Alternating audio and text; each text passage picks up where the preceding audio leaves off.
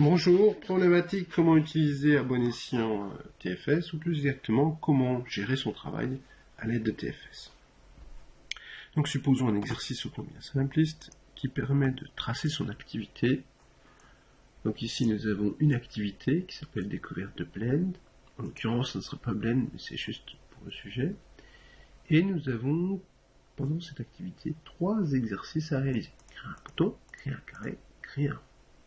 Donc, si nous résumons, cette activité va être représentée dans un backlog item.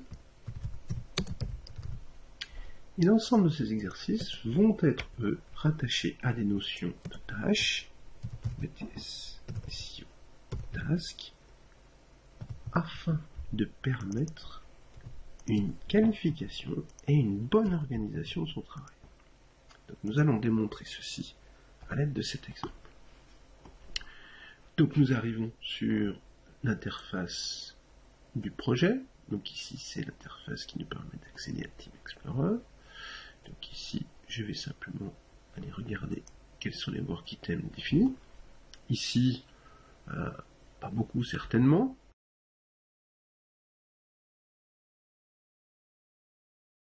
Donc nous allons créer une requête. La requête porte bien sur le projet est 6.6. Work item type, on va réfléchir. Et ce qui nous intéresse, c'est de savoir à qui appartient cette activité ou cette requête. Donc ici nous allons nous considérer comme étant Géraldine. Or, ce qui nous intéresse, c'est d'avoir une vue arborescente de nos activités. Je vais donc ici choisir une vue arborescente. Dans cette vue arborescente, je vais choisir un premier niveau, qui va donc être le niveau que nous avons retenu comme encadrant les autres, soit un Product Backlog Item, et en dessous, je vais prendre toutes les tâches BTS Session. J'exécute cette requête. Ah, Géraldine a déjà travaillé, c'est bien. Mais supposons qu'elle n'ait rien fait, je vais pouvoir me créer un autre élément. Donc, je vais sauvegarder cette requête. Donc, les tâches de Géraldine.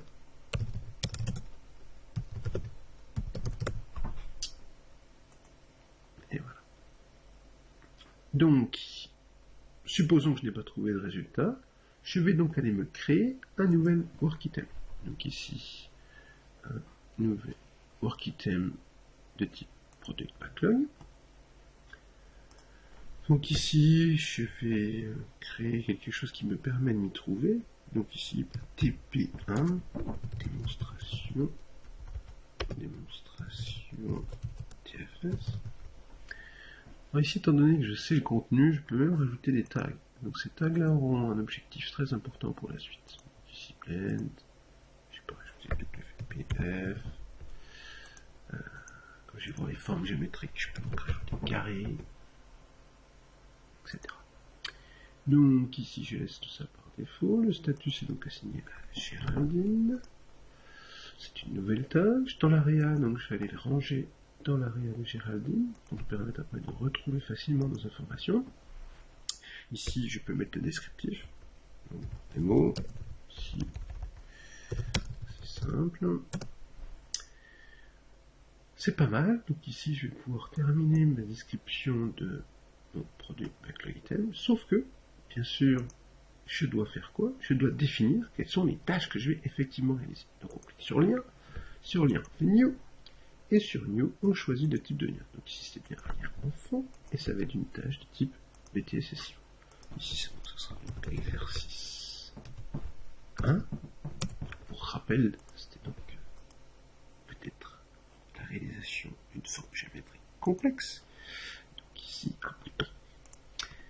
Donc création d'un bouton. Ok, c'est fait, donc c'est toujours pour Géraldine, c'est toujours l'exercice 1, etc. Donc là, le processus, on ne va pas s'embêter avec ceci, mais on voit bien que c'est juste la particularité. C'est la conception d'une interface, l'adaptation d'une interface utilisatrice, et donc on va simplement définir les spécifications, maqueter une solution. Donc ici, c'est créer un bouton. Voilà, donc on enregistre ça, je retourne sur mon backlog. Je vois ici que j'ai bien le backlog qui a été rajouté. Du moins, le backlog a été modifié. Et ce backlog a été modifié en me permettant de voir la tâche effective qui est associée. Donc ici c'est ici c'est donc bien voilà. Ici c'est donc bien cette tâche là. Et bien je vais donc pouvoir continuer avec le reste. Donc nouvelle tâche, donc titre de exercice 2. Donc ça c'est un carré. Carré, dyslexie, je crée mon carré, ok. C'est toujours Géraldine, c'est toujours à faire, c'est toujours dans son domaine, le référentiel c'est toujours le même. Donc soulignez que ça va relativement vite, quand on a bien compris ce qu'il y avait à faire, évidemment, il faudra être capable de modifier ceci lorsque les tâches se compliqueront un peu. Ici c'est un carré. Ok, je sauvegarde, et je fais la même chose pour ma tâche 3.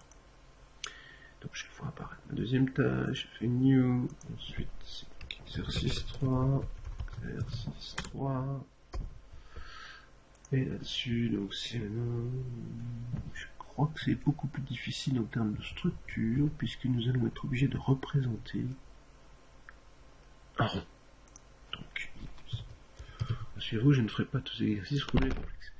Et voilà, donc je recommence. Et voilà, et c'est tout. Et voilà. Je re-sauvegarde. Alors maintenant l'intérêt de ceci, c'est tout simplement que si je retourne dans les tâches de Géraldine, je réexécute ma requête. Cette fois-ci, je vais bien avoir plusieurs niveaux. Donc on oublie ceci, mais on voit bien ici mes 3 niveaux que j'ai créés pour cette démonstration. Oups. Donc voilà. Donc je vois bien mon produit backlink item et je vois qu'en dessous j'ai 3 tâches à réaliser. Bien évidemment, si je regarde un petit peu plus les détails, je m'aperçois que ces tâches ne sont pas réalisées. Donc le but finalement de cette interface, c'est de vous permettre de savoir ce que vous avez encore à faire. Donc maintenant que je sais tout ça, je retourne dans mon application, j'ai créé ma solution, donc la première chose que je peux faire, c'est archiver cet élément-là pour prouver que j'ai démarré mon travail. Donc je vais archiver ceci. Donc un petit check-in, voilà, donc ça me permet d'avoir simplement un repère sur mon travail initial. Donc ici, et là je peux rajouter les éléments qui sont liés ou pas. Donc là, petite subtilité, je vais associer donc cet archivage, donc ce qu'on appelle ce chain set, je vais l'archiver à la création de mon product backlog item, afin d'avoir une situation initiale. Donc ici le commentaire c'est création de la solution et début du développement. Ne vous souciez pas pour cette notion de durée, car TFS enregistrant toutes vos actions, il est capable de calculer le temps que vous avez mis pour réaliser un TP. Ce qui pourrait être assez surprenant. Donc, première réalisation faite, premier archivage quasi terminé. Maintenant, je vais pouvoir me lancer dans mon activity de développement. Donc, je retourne sur mon Solution Explorer. Donc, je devais, première étape, créer un bouton.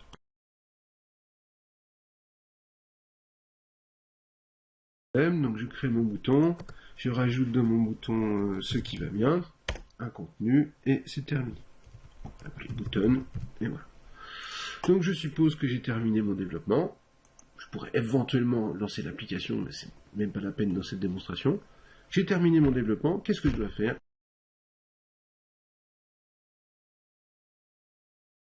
Eh bien, je dois archiver mes modifications. Donc là, je vois que ma modification a bien été définie. La voici, c'est bien celle-ci. Je vais de nouveau retourner sur mes tâches, voir que ma tâche n'est pas terminée ici. Je vais la poser directement sur mon activité et je précise bien sûr que c'est résolu, terminé. Je vais donc pouvoir ainsi dormir tranquille. Donc je joue ici la création d'un bouton. Et voilà. Donc je fais un petit check-in.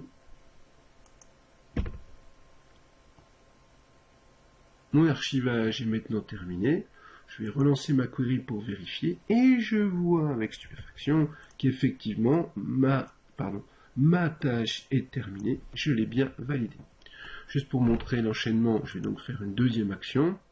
Donc retournons dans ma main window où je vais rajouter donc simplement un rectangle. En l'occurrence, ce ne sera peut-être pas un carré, mais on va essayer quand même. Donc on va juste lui préciser une taille. On va lui préciser 100 par 100. Et a priori, sauf preuve du contraire, normalement, on doit obtenir un beau carré. Donc on va ajouter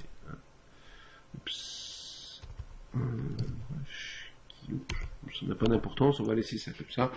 On s'en fiche un peu. Le but c'était de dessiner un carré et on voit bien les carrés. Donc, sinon pour les designers, bien sûr, il faudrait travailler sur ses propriétés, échanger la couleur, etc. Mais ça, je sais que vous êtes d'ores et déjà des spécialistes. Donc ici, j'ai bien effectué un changement aussi. Je peux donc retourner chercher la deuxième tâche, la poser ici sur mes éléments liés. Encore une fois, choisir d'avoir une résolution de fait. Je fais un check-in, donc création d'un carré. Voilà. Et j'archive. Donc ici, je viens de vous démontrer comment réaliser les tâches, comment réaliser des product backlog items, comment lier les 2, les 3, etc. Et surtout comment les retrouver. Donc rappelez-vous que la requête qui était faite ici est une requête qui sera valide pour l'intégralité de vos projets et l'intégralité de vos compétences mises en œuvre dans l'intégralité des 2 années. Maintenant, si on réactualise ma requête, donc ici j'ai bien 2 activités de réaliser. Alors le gros intérêt de ceci, c'est si je vais sur une tâche, que je sais que dans cette tâche j'ai créé un carré, bien maintenant dans les liens, j'ai beaucoup plus de choses. J'ai un chainset. Dans ce chainset, si je double-clique dessus, je vais pouvoir aller voir les modifications qui ont été réalisées. Si je double-clique sur les modifications, je vois ce que j'avais avant. Donc ici, ce que j'avais avant. Oups! Ce que j'avais avant. Et maintenant, ce que j'ai après. Donc je peux même réussir à comprendre les modifications que j'ai apportées entre 2 états. Autre élément, donc si on retourne sur la description, sur l'history, ici nous constatons toutes les évolutions. Et nous pouvons même regarder tout ce qui a été fait sur la tâche. Donc nous avons une traçabilité complète de ce qui est fait. Donc c'est comme ça que TFS se débrouille, puisque vous voyez qu'ici, eh bien, nous avons les dates effectives de démarrage, de réalisation, de changement, etc., etc. Voilà pour ces éléments-là. Bonne continuation et bonne utilisation de TFS.